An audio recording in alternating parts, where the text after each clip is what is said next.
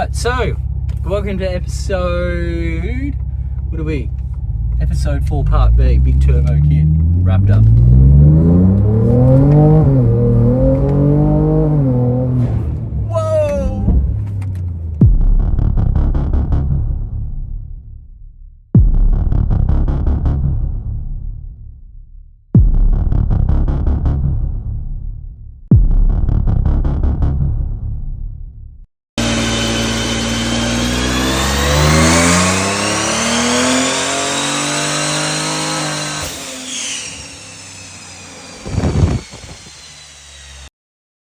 Hey guys, here we are, part 2 of the big turbo Raptor Ranger build. So it's actually technically episode 5, but it's episode 5 part 2 because we're going to be hitting it up and we're going to turn this thing up to 11, see how much power it makes.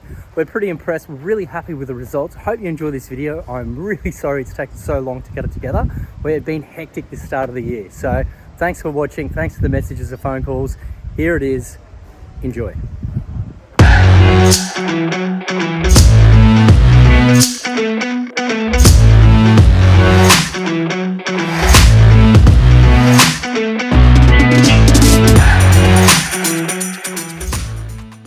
There was some rumours going around on social media that we actually hurt this thing and blew it up. I can tell you right now that is 100% not true. What we actually did was finish off developing our big brake upgrade kit on it, and we also went to the effort of doing some valve springs on it. So we have custom valve springs. They're going to be available very, very soon. We've got 2,000 units, and yes, they've been tested and they do work. Now, as far as what else did we do when we had the heads off, we actually ported the heads because that's what we do in-house here by hand. That's right, hand porting. It is a dying trade. Not a lot of people still do it anymore, but we do.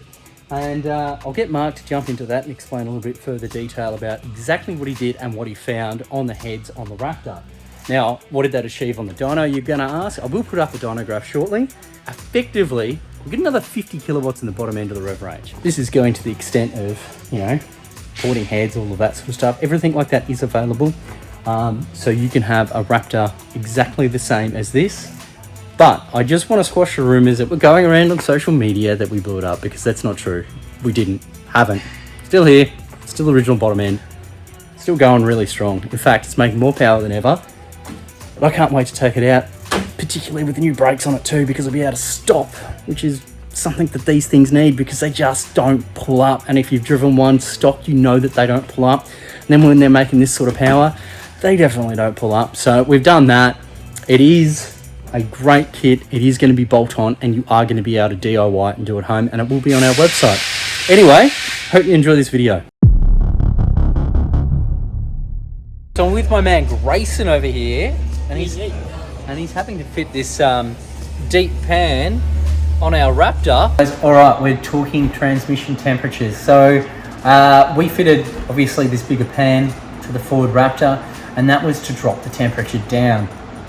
It was sitting around sort of 95, 96 degrees.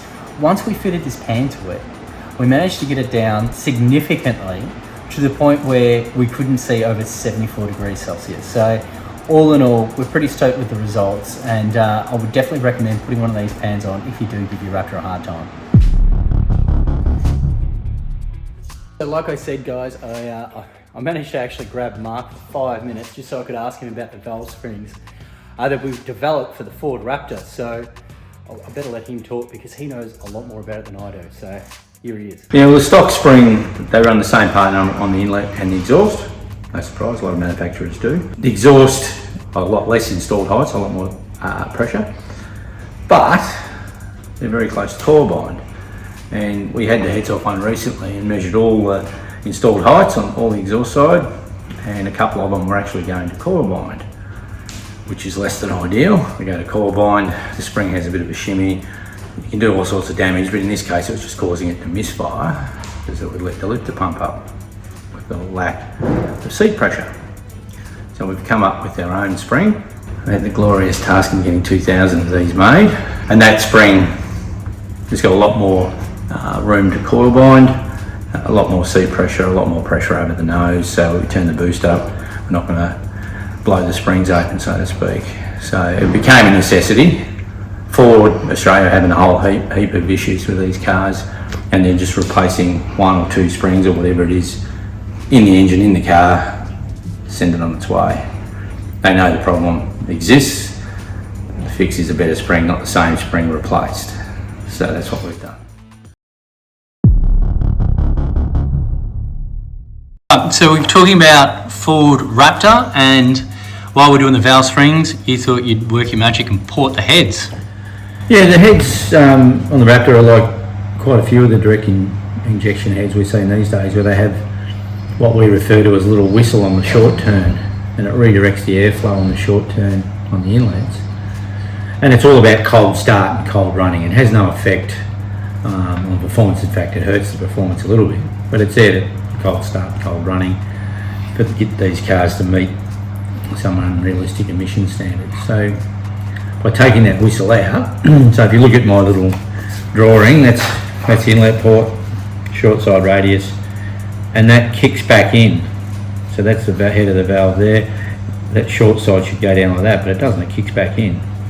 So what I effectively did was port it and rolled those faces out to the valve throat like you would normally do. So it's just a straight shot at the valve, which they're a really good cylinder head, minus that little silly kicker there. On the flow bench, it picked up 50 CFM from 300 thou lift onwards, and on the dyno obviously it picked up, I don't know, 35, 40 kilowatts at the wheels with those changes. So it's quite a dramatic change. You think, 4 valves per cylinder, 2 inlet valves, 2 exhaust valves. Get the 2 inlets flowing a lot more, you're going to move a lot more air, and at the same boost pressure, shift a lot more air. So What about the exhaust port? So I cleaned up the bowls in the exhaust port, but not much else, because that engine, like some of the other modern direct injection engines, it has one external exhaust port. So the 3 cylinders merge into a casting, which is all part of the cylinder head. There's no bolt-on manifold as such. The exhaust port is part of the casting, and it doesn't exit in a central point, it exits one end of the cylinder head, has one small round hole. So you can't get in to clean the ports, the roof of the exhaust ports, or the short sides, or anything like that. So all I can do is just blend the bowls in nicely and send it. We did something pretty old school, and I'm not ashamed to say it. Robbie didn't want to put it on the video because he thought it was really, really, really old. We used to do this all the time on Subaru WRXs, particularly 99, 2000, 2002, 2003. It's called a water spray kit. Effectively, at a certain RPM, we programmed the unit chip to spray water on the intercooler to cool down the inlet temperatures. I think it's quite cool. Let me know in the comments section. Anyway, this is in programming it and setting it all up. Let's have a look.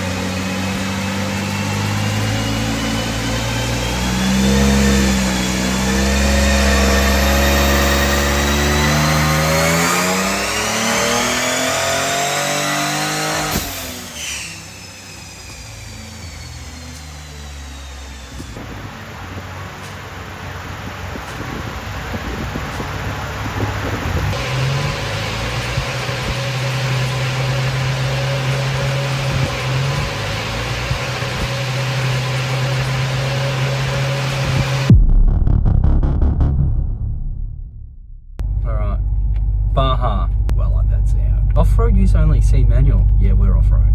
Sports. Gear. Drive.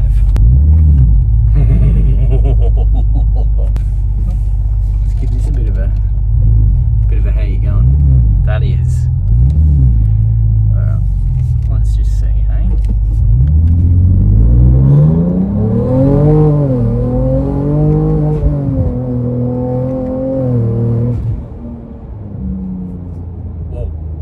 And it stops. It stops. It stops. The thing stops. Oh my god, this thing is a weapon.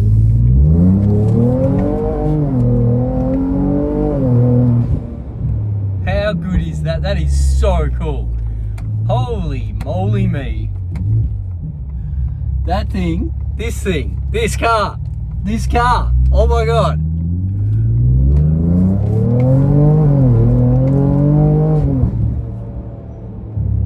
Woohoo! Yeah, okay. This thing is freaking cool. This thing is so freaking cool. Wow, I was not expecting that. It's bloody sensational. Oh my gosh, I am really happy with the way. Okay, brakes, good. Acceleration, incredible. This is so much fun. It is just, I don't know, it's so different to what I've experienced before in any of the Raptors that we've tricked up. This is, I'm at a loss for words. It's so good. Oh my god. Alright, that's impressive. You win. That is pretty fucking good. It is so good. So I hope you've liked the collection of videos we've done so far. The R&D obviously doesn't stop here. We will be doing more segments, more videos as we release more products in different combinations. Thanks for watching. Really appreciate all the love, guys. If you've got comments or anything like that, make sure you hit me up with the comments. Like, subscribe, share it with all your friends. I'd really appreciate that. Anyway, yeah, thanks. Any questions at all, inbox me.